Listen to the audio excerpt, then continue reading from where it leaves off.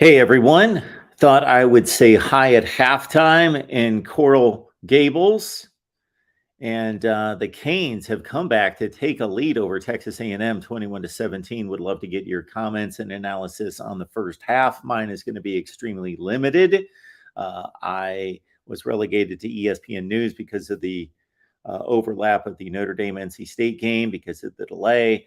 And that was on ABC. Did not have ESPN News to see much of this, but I saw the last couple drives. Of course, Texas A&M jumped off to a hot start, or you could say Miami gifted them with a hot start with the botched special teams play in their own territory on the muffed punt. Texas A&M took a quick lead at 7-0. But man, that final drive by Tyler Van Dyke, he was throwing Van Dimes, yes, his mom's got it right, throwing Van Dimes, those three beautiful passes. Jacoby George, of course, for the touchdown as he made room for himself in the end zone in that final touchdown to take the lead, shook the corner, posted himself up, made a really nice play to take the lead at 21-17. Before that, it was Xavier Restrepo, and what a throw by TVD on that one, right over the top of the corner on the sideline. And then it was Colby Young getting the series started, and that was after Miami stopped A&M. And it's all looking good right now. Nigel Kelly, I've seen him make a couple strong plays. And again, the Canes dug themselves a bit of a hole, didn't come out strong, but weathered the storm. And here they are up 4 at halftime as a 4-point dog at home. Let's check out a few stats and then get your thoughts on where we stand after 60 minutes or after 30 minutes with Connor Weekman, 10 for 17, only 76 yards given up through the air by the Miami pass defense. So 76 yards on 17 attempts. That's only slightly over 4 yards per pass attempt. That's minuscule. On the ground, Amari Daniels for A&M, 9 carries, 45 yards, and a touchdown, had a 14-yard run. Weekman has broken contain a few times. He had a 13-yard scamper. All told, 72 yards on 17 carries, 4.2 per for A&M. That's not too bad. And they have allowed the Canes 2 pass plays of plus 10. Reuben Owens for 24 yards and Jake Johnson a 10-yarder. So that's hardly anything through the air. So Miami defensively has been strong.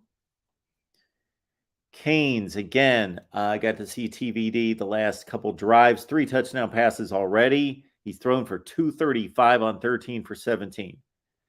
Finally, maybe getting to an offensive flow and an offensive approach that is best suits Tyler Van Dyke. Is what this offense needs to do. They put up 21 points on a really good defense in the first half. Of course, these two teams got together last year, and it was a much different game. They've already put up, 12 more points than they did for the entire game at Kyle Field, 17-9 last year. Henry Parrish had a 19-yard run, 6 carries, 38. Donald Chaney, 2 for 9. Mark Fletcher, the prized freshman, has had 4 carries as well, as he's already earned himself some playing time and had a decent opener against Miami of Ohio with a big touchdown run, of course. Restrepo, we talked about him, that amazing pitch and catch at the end of the first half, 3 for 90, 48-yarder included. Colby Young had the touchdown reception, 5 for 67. Isaiah Horton, big 52-yard play for a touchdown. I did not catch that one. So again, if you're just joining us, I was not able to see much of the first half with the Notre Dame NC State game, but I caught the final 5 or 6 minutes of the first half, and we'll see the end of it. Now, keep in mind that we've got post-game here with our guys Alex and Slim Shady Canes after the game. So join Alex and Slim Shady Canes after the game for the wrap-up. Just wanted to check in at halftime and get your thoughts. And your thoughts are, Sage, good to see you. Cedric, ask them what they talking about. Derek, LFG, Cedric's back. Should be 35-3 Miami. Yes, early mistakes. Kane for life 75. If we can clean up on our penalties and keep the pressure on their quarterback, we will be all right. Jamar, them coordinators is the big difference. Mario is a recruiting machine. So, yeah, the first game performance, impressive against an inferior foe. That's what you're supposed to do. If you are a top level program, win by 5 touchdowns against that type of an opponent. And then once they clear these mistakes out of the way, they are playing a better game by all indications. And again, I just came in for the last 5 minutes or so because of the television issue. Should be 21-3 Miami. Colby Young has definitely put himself as the number one wideout. Our offensive line is the MVP so far of this game. I can see that. I can see that the last few passes there of the first half were indicative of that. Clean pocket for TVD, and he was showing off the arm. So we will have an interesting second half, of course, in this one, with the Canes suddenly leading by 4. Greg says if it's not for penalties and special teams mistakes, technically Texas A&M has no change in the game.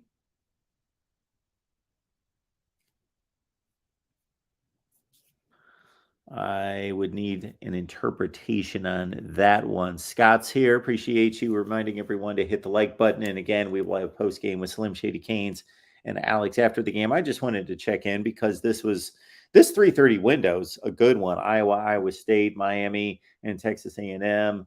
You had Ole Miss and Tulane are playing and a few other good games. But this was the game I wanted to see most.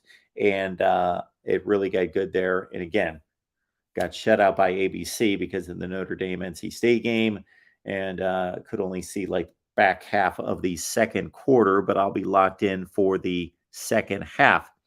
Martin says, "This is all I asked for, Mark. Now let's turn up the heat and blow them out." Yeah, this could be Miami's biggest win in quite some time, especially at this point in the season. When is the last time Miami beat a team of this caliber? I would say down the back stretch of 2021, NC State and Pitt. Those 2 wins over the soon-to-be ACC champion and Kenny Pickett, and then the win over Devin Leary and NC State were quality wins. But this team is more talented. Yes, I know it's back on ABC. I've been watching the second quarter, so I have caught it, and want to make sure we get you back on time as I've flip the channel there, but we'll get you back for the second half as we've got highlights coming down right now. Anything on this one that I've missed besides Joe Tessitore does not know how to pronounce Nigel Kelly. He didn't go Nigel Kelly. I don't know how he pronounced his name, and I almost sent out a tweet, but I thought, lay off, Mark. I know he's a professional and they need to go over pronunciations before the game, but he obviously missed on that one.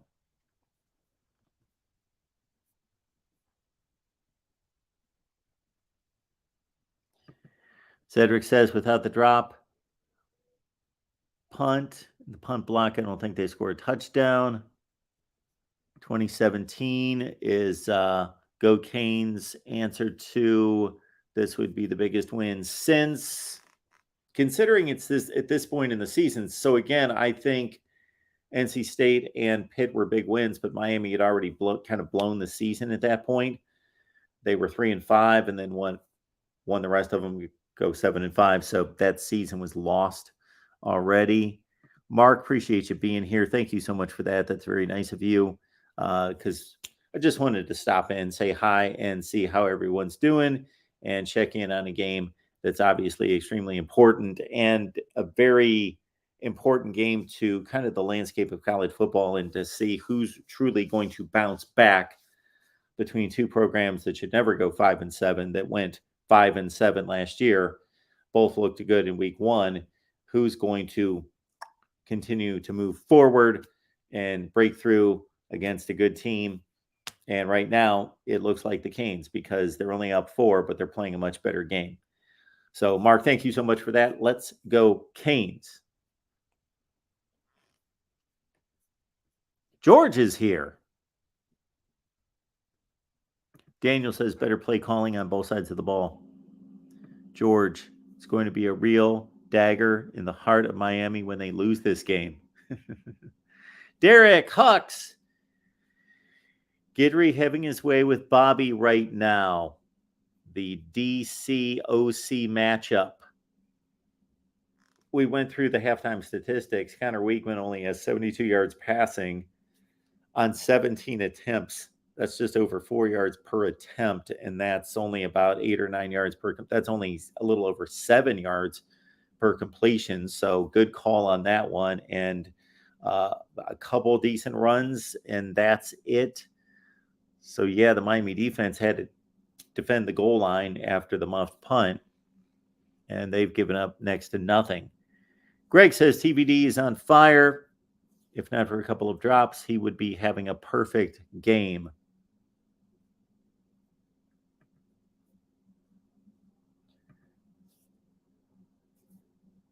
Champ 100.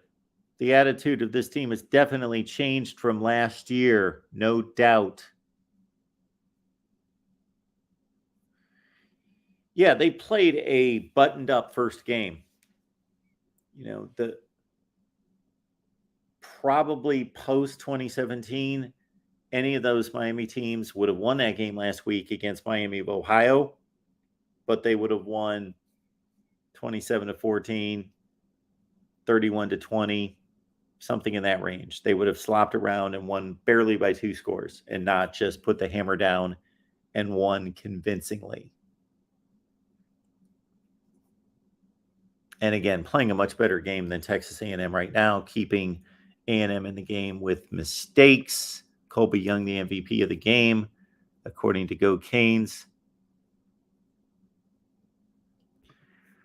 Scott says you can definitely see the mental toughness the old Canes would have given up after all that happened in the first half.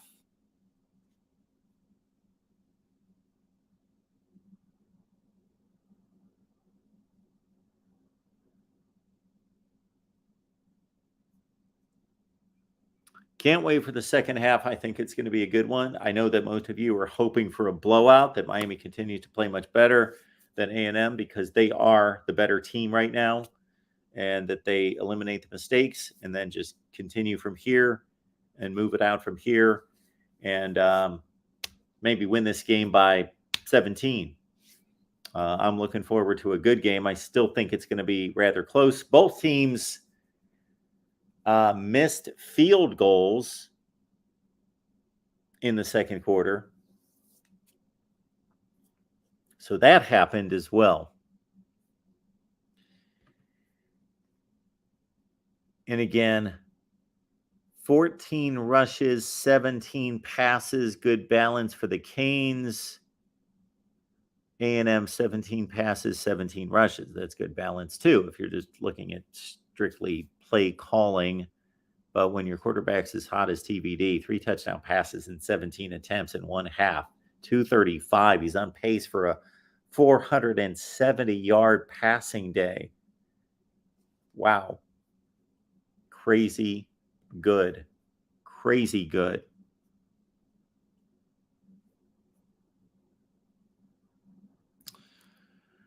Daniel, yes. The OC, Dawson coming in from Houston, putting on a clinic.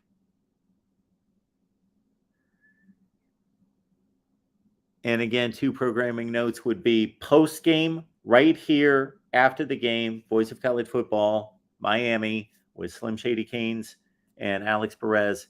And then, of course, Cam Underwood and myself get together every Wednesday night at 7 Eastern live. Join us Wednesday at 7 Eastern for Canes Live. Marcus says the first half was a nice step in the right direction. If they can correct their mistakes and improve in the second half, then they will continue to build momentum as the season continues. Are these truly SEC refs, or this has to be a joke? Can't be for a non-conference game. I did not hear the assigning of the officials. Thank you, Go Canes.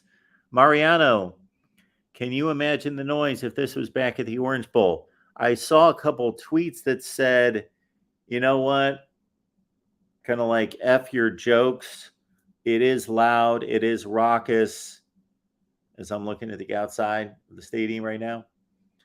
I've not seen the stands enough to see how many people are there, but I got to think it's near a sellout, right? Daniel tells us Mark Fletcher got popped in the helmet, heard it from my toilet. Corner blitzes working well. SEC refs.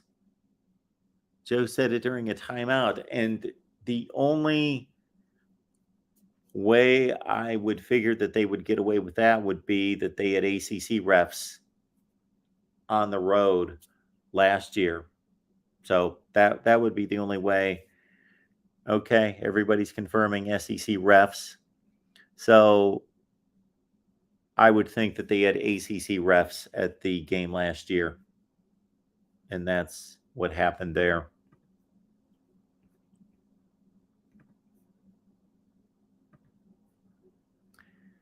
Canes looking for 2-0. They're up by 4 at the half after going down by a touchdown and botching a couple special teams plays.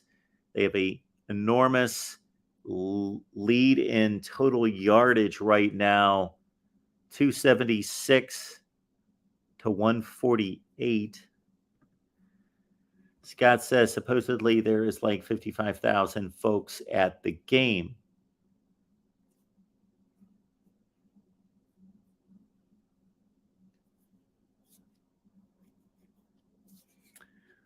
All right.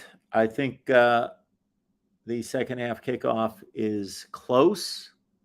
I've got nothing else for you. Anybody else, comments, questions? We will take them because we do have a few minutes.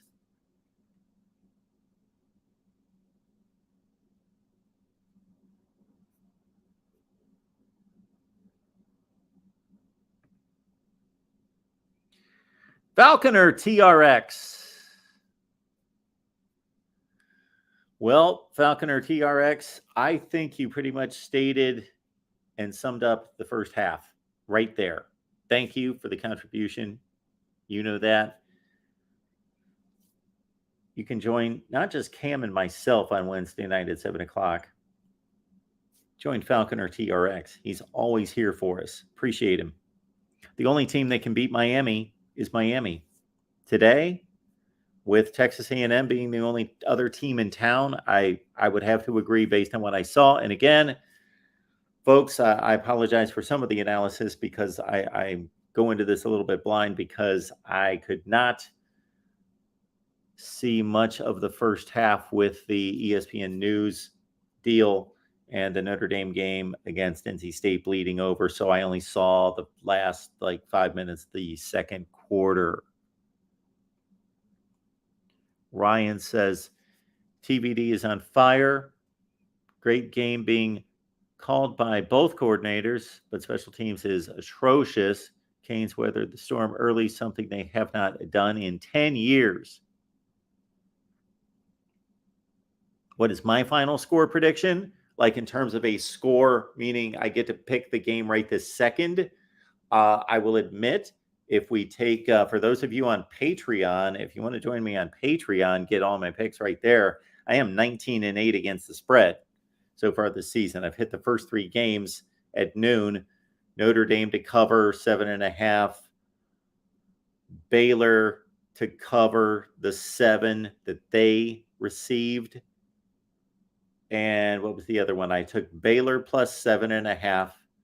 I laid Notre Dame in 7.5. And what was the other noon game? Anyway, I hit them all. Oh, Colorado. Took Colorado, laid the points. I've got Miami plus 4 in this game, but I did pick A&M to win a close one, obviously.